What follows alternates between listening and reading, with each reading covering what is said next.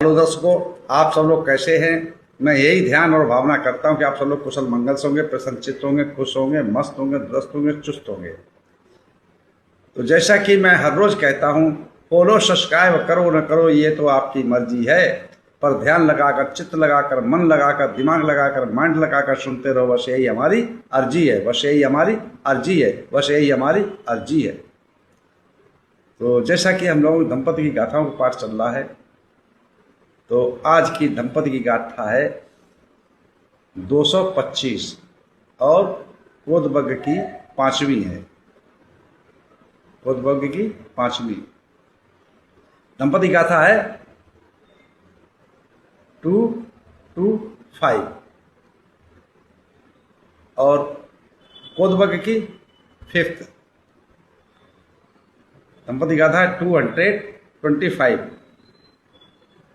तो इस गाथा को तथागत समय संबुद्ध ने किस उद्देश्य पर, किस कारण पर और किस जगह पर, किस स्थान पर, किसको लक्ष्य बना करके उपदेशित किया, चलते हैं उस कारण पर, उस उद्देश्य पर, उस जगह पर, उस स्थान पर। तो संक्षेप में पहले आपको बता ही देता हूं इसका सारांश क्या है। जो पालेता अरहंत पद, जो पालेता अरहंत पद, वो जन्म मरण से मुक्त हुआ। जो पालेता अरहंत पद, वो जन्म मरण से मुक्त हुआ।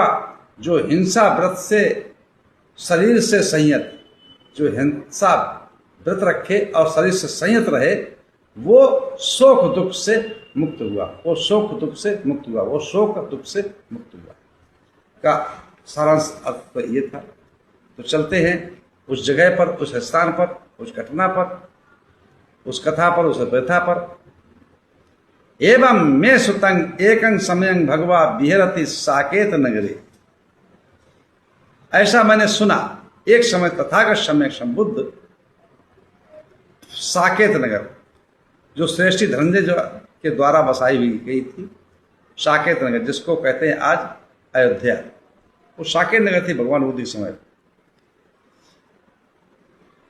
इसके जो है ज़्यादा टिप्पणी करना या समझाना उचित नहीं लगेगा, क्योंकि टाइम बहुत ले जाएगा। उस समय अयोध्या नहीं थी, ना कोई राम था, ना कोई अयोध्या थी, है ना। उस समय क्या था, साकेत नगर, धनंजय श्रेष्ठी द्वारा बसाई हुई। उस नगर में विहरण कर रहे थे। तो जिसमें महाविश्व भिक्षु संघ के साथ तथागत समय संबुद्ध साकेत नगर में विहर रहे होते हैं। तो जब पहुंचते हैं वहां पर रात को विश्राम करते हैं आम्रवन में, और सुबह उठ करके चारिका के लिए निकलते हैं। तो उधर उसी नगर का एक ब्राह्मण दाम्पत्य जो था, सही जीवन था उसका, खुशहाल था, मतलब ना ज्यादा पूंजीपत था, ना ज्यादा गरीब था, मिडिल क्लास का। तो वो रास्ते में देखता है तथागत समय से, तो चरणों में बंद गिर करके प्रणाम करता है, पंचांग प्रणाम करता है और कहता, बेटा कहां थे इतने दिनों तक, कहां रहे, अभी तक तुमने ना तो दर्शन दिए, ना दिखाई दिए, ना मेरे पास आए। अरे मैं बूढ़ा होने वाला हूं, हैं, बूढ़े व्यक्ति की कम से कम पुत्र ही सेवा करता है, उसको देखभाल रखता है, उसको सांत्वना देता है। तो पूरा भिक्षु संघ सुन रहा था। चलो घर चलो, भोजन करो चल के, और जाकर के घर पे ले जाता है। तो घर में जो उसकी ब्राह्मणी होती है, एक आप लोगों को शब्द चुभ रहा होगा ब्राह्मण। देखिए ब्राह्मण उसको कहता है जो जिसको ब्रह्म का ज्ञान होता है। ब्रह्म का ज्ञान किसको होता है? मैत्री, करुणा, मुदिता, उपेक्षा, ये 4 भावनाएं होती, जिसके अंदर 4 भावनाएं होती, वो ब्राह्मण कहलाता है। तो वो ब्राह्मण था, चारों ब्रह्म विहार भावना का पारायण करता था। ले जाता है घर पे। ब्राह्मणी भी उसी प्रकार से बोलती, बेटा तुम कहाँ रहे, कैसे रहे, और हमें दर्शन दिए, पंचांग प्रणाम करके कहती है बैठो आओ, तो पूरे भिक्षु संघ को भोजन बना करके भोजन दान देते हैं। और भोजन दान देके और ये कहते हैं लास्ट में पुण्यानुमोदन होता, प्रवचन होता, उपदेश देते हैं, धर्म का ज्ञान देते हैं, सही रास्ता दिखाते हैं। उसके पश्चात वो ब्राह्मण कहता है कि ऐसा है शास्त्रा, बेटा आप जो है हमारे यहाँ ही रोज भोजन करें पूरे भिक्षु संघ के साथ। तो भगवान मौन धारण करके उसकी स्वीकृति दे देते हैं, चले जाते हैं। फिर बाद में सब लोग आराम करते हैं, विश्राम करते हैं, ध्यान भावना करते हैं, मेडिटेशन करते हैं, अपना कोई अध्ययन करता है, कोई रिपीट करता है और दोहराता है अपनी भूल ना जाए। तो इसमें लग जाते, सुबह होते। इस प्रकार से 3 महीने तक लगातार वहां पर वो भोजन करते उसी घर पे। और वही चर्चा शब्द बेटा ही कहता था वो, और ब्राह्मण जी बेटे ही कहती थी। तो 3 महीने तक लगातार भोजन किया, अनागामी हो गए वो धर्म सजना सुन करके, दोनों पति पत्नी। और 3 महीने के पश्चात वो अरहत हो गए। अरहंत मतलब अर माने शत्रु, हन माने हनन करने वाले। जो अपने मन के विकार होते हैं, जो दुश्मन होते हैं मन के, चित्त के, दिमाग के, माइंड के, कौन से विकार होते हैं? राग, द्वेष, मोह, लोभ, लालच,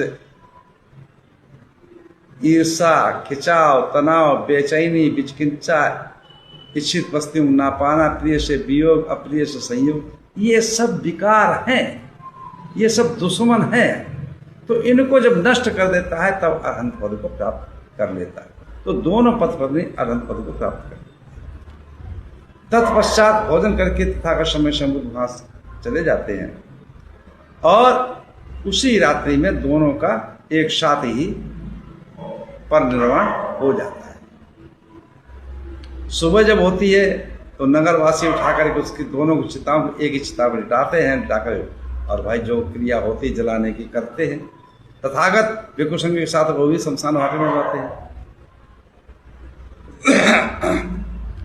जब वहां से सारे संस्कार हो जाते हैं उसके बाद वापस आते हैं और वहां से चलकर फिर वापस आ जाते हैं श्रावस्ती। श्रावस्ती जब पहुंचते हैं तो भिक्षु संघ में कानाफूसी चलती है। क्या कानाफूसी? अरे भगवान तथागत समय संबुद्ध को, शास्त्रा को, अर्थ को वो बेटा कह के बुलाते रहे, पति पत्नी दोनों, और भगवान ने कभी टिप्पणी भी नहीं की। जबकि भगवान को खुद पता है कि उनको जन्म देने वाले राजा सिद्धोदन और माँ उनकी महामाया है, जिनको रुमनदेही भी कहते हैं, नाम कई है। तो जो उनको पता है सिद्धोदन हमारे पिता है, महामाया है, फिर भी उनको कभी जवाब भी नहीं दिया। तो ये चर्चा तथागत समय संबुद्ध के कानों तक पहुंचती है। जब कानों तक पहुंचती है तो तथागत समय संबुद्ध क्या चर्चा चल रही भाई?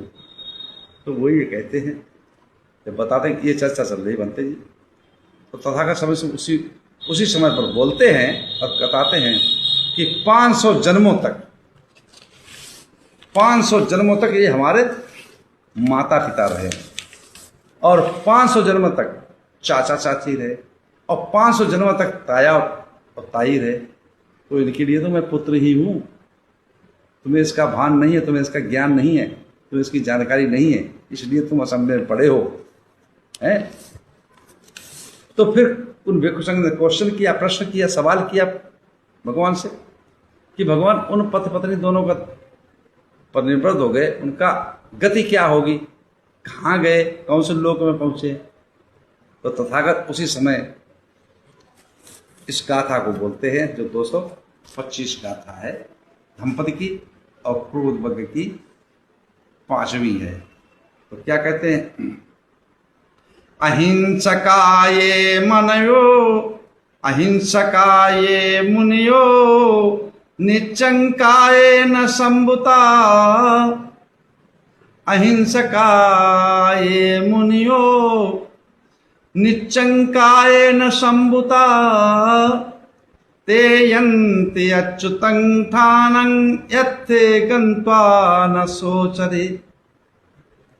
जो मनुष्य हिंसा नहीं करता, हिंसा से विरत है, जिसने हिंसा से व्रत कर लिया है, जो अपने शरीर से संयत है, शरीर से संयत मतलब किसी प्रकार का कोई गलत कदम ना उठ जाए, हमेशा जागरूक रहता है, वे उस अच्युत पद को प्राप्त करते हैं, निर्वाण को प्राप्त करते हैं, जहां कभी भी उसको शोक या दुख नहीं सहना पड़ता, वो जन्म मरण से मुक्त हो जाता, भवचक्र से छूट जाता है। तो तथागत भिक्षुण का वो अरहत हो गए। अरे हाँ, आपको पता ही नहीं है, वो अरहंत हो चुके थे दोनों पति पत्नी, और इसीलिए वो हमें बेटा करके बेटा कल्याण करे, हमें समझाएं, हमें बताएं, रास्ता दे धम्म का। तो धम्म के रास्ते पर चलकर उन्होंने अनंत पद को प्राप्त किया और परिनिर्वाण को, महापरिनिर्वाण को प्राप्त किया। उनका अब आवागमन नहीं है, भवचक्कर से छूट गए हैं, उनको कोई शोक नहीं है, कोई दुख नहीं है। इसी के साथ मैं अपनी वाणी विराम देता हूँ। आप सब लोग मंगल हो, कल्याण हो, सुखी जीवन हो, निरोगी काया हो, दुख दूर हो जाए, सुख से वास करो, हमेशा प्रशंसित हो। आप सब लोग मंगल हो, मंगल हो, मंगल।